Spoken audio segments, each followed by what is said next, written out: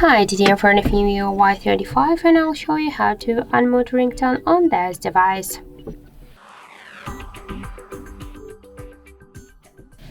So first let's open the settings application and then tap to the sound section. Here you'll see ringtone button panel. Just to unmute it, push it, hold and slide to the right side this blue dot. Also we have the second way how we can do that. Just first be sure that in volume buttons option you have selected ringtone, and now just by press up volume button we should also unmute ringtone volume, and we also can make it by the third way, just by slide to the up this dot, and that's it. So thank you for watching, and if you find this video helpful, don't forget to leave a like, comment and to subscribe our channel.